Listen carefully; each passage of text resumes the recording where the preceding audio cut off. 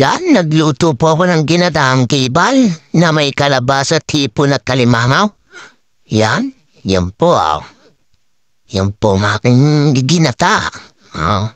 Fresh gata ang gamit ka. Tinatamad ho akong magkayab. Yan, ginisa ko muna ho yung mga sibuyas, bawang at luya.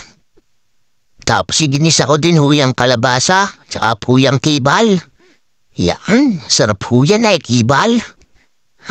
Pagkagisa po ho niyan, ilalagay ko na ho dyan yung hipon at yung alimanghong. Yan, lagyan na. Kalagay ko ho niyan, yan ho ay aking kitimplahan na din. Yan, lalagyan ho ng asin.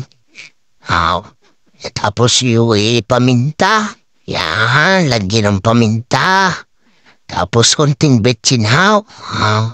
At ayan po ating haluin. At atin pong parang igigisa din yan. Yan, hanggang maluto po. Yan ang haluto. Kilalagay na ho yung gata.